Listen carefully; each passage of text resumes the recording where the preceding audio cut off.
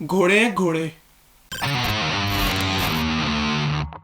हाँ जी बेजान, क्या हाल है? Welcome back, welcome back. आ जाए आ जाए, इंटरनेशनल ब्रेक से सारे आ जाए वापस। आ जाए। कैसा लगा?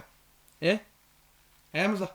हम गेम ऐसी खेलेंगे कि फैंस भी कहेंगे कि ये क्या हो रहा है। 3-0 की इतनी कन्विंसिंग विन, इतनी बेसिक, इतनी आसान कि मतलब शुरू से लेकर एंड तक बार्सिलोना ने ऊं से ऊं नहीं की। उन्होंने एक शॉट ऑन टारगेट नहीं आने दी। उससे सुना कि खुद उन्होंने दबा के शॉटें मारी, दबा के चांसेस क्रिएट किए, बेहतरीन ड्रिबल्स किए, पूरा सब कुछ था। और इस गेम से अगर मैं कोई एक चीज बुरी निकालूंगा ना, तो वो सिर्फ यही होगी कि ऑल्मो हमारा इंजर हो गया। FC Barcelona is 3 points clear of real Madrid, और एटलेटिको मैड्रिड से 7 पॉइंट्स की लीड पकड़ चुके हैं। अब हम यही टीम थी जो अभी 2-3 महीने पहले 10 पॉइंट्स पीछे थे हम। ये टीम सीजन के शुरू से लेकर अब तक मेरे डाउट्स खत्म करी जा रही है, करी जा रही है, करी जा। वो थोड़े से रह गए थे। रफीनिया और वो तो अभी पहुंचे भी नहीं थे वहां पे, वो भी रास्ते में थे। फ्लिक को कॉल करके कह रहे थे कि भाई ये बस ये मैं मोड़ रहा हूँ, मैं पहुंच रहा हूँ बस। और जब तक वो पहुंचे तब तक बार्सिलोना 3-0 विन लेके जा चुकी थी घर। गैलबर्टो रिलैक्स करो, कोई मसला नहीं है भाई। ये बेंच लास्ट ईयर ये इसी टीम का बेंच देख के मुझे रोना आ रहा था, और उसी बेंच को उठा के हांसी फ्लिक ने माशाल्लाह से, अल्लाह की कुदरत से, बहुत आला, बहुत ही आला। डोप टेस्ट करवा लो इनका, जेनवन बता रहा हूँ। डोप टेस्ट करवा लो इनका, भगा लो इनको दिन, अरे यार इनको दिन रात भगा लो। सबर, सुकून, नींद, रेस्ट नहीं पता भाई। बार्सिलोना को नहीं पता ये चीज है, निकाल दिया ना माइंड से। हांसी फ्लिक ने बोला जो नहीं खेलेगा 10 उठक बैठे ध्यान को।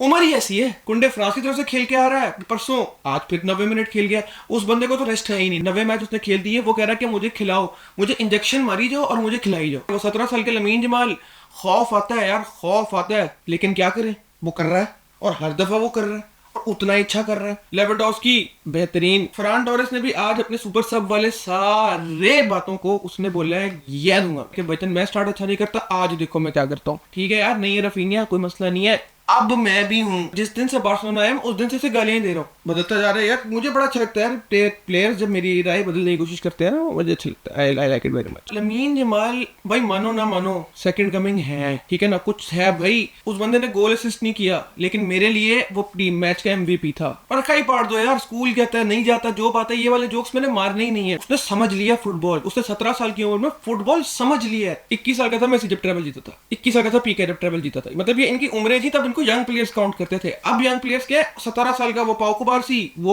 अलग डिफेंडिंग कर रहा है। लमीन जमाल राइट विंग पे, उसने धूम मचाई हुई है। ड्रिबल करना उसने भाई 100 ड्रिबल क्रॉस कर दिया। यूरोप का पहला प्लेयर बन गया, 100 ड्रिबल मार दिया उसने।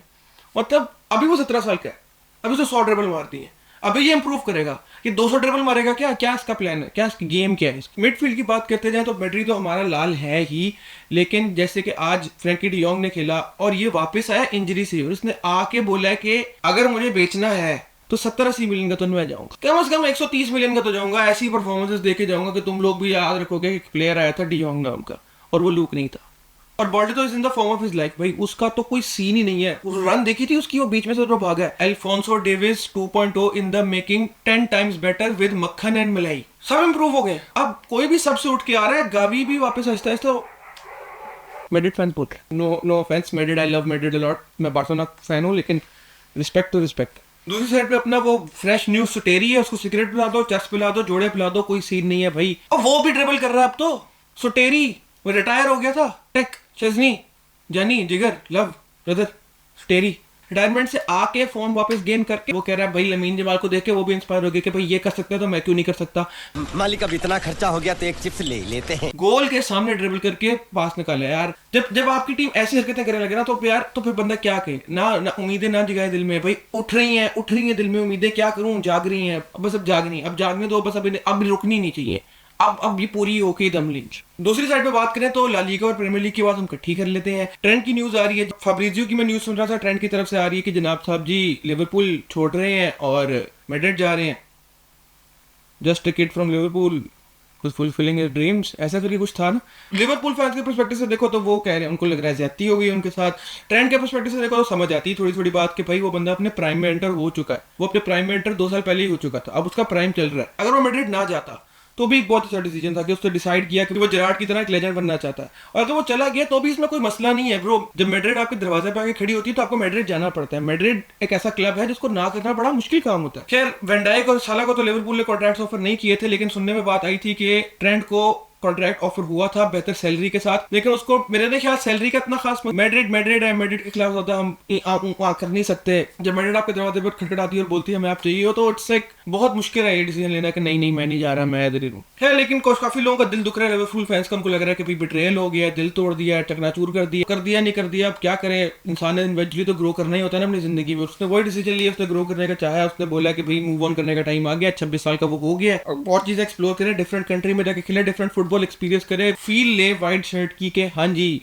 15 लिखे। आप ये समझो कि अगर ट्रेंट के पास मैड्रिड आई है ना, इसके मतलब उस कैलिबर का प्लेयर है कि मैड्रिड उसको चाहती है, वो गैलेक्टिकोस बना रही है, वो बेस्ट ऑफ द बेस्ट चाहते हैं। इस मुकाम पे वो पहुंचा है कि मैड्रिड खुद उसके पास आई है उसको साइन करने के लिए। तो आपको ज्यादा मसला ना लिवरपूल का लेजेंड बनना, करो मैंने चाहो लिवरपूल और फिर लिवरपूल ना छोड़। तो इनफैक्ट खुशी है इस सीजन सबसे ज्यादा ड्रिबल जिस राइट बैक को किया गया है वो ट्रेंट अलेक्जेंडर-आर्नोल्ड है। रफीडिया को खास मसला नहीं आएगा जब वो रन कर रहा होगा, मसला होगा दूसरी साइड पे, कुबारसी को, आरुओ को, कोंडे को और बाल्डे को।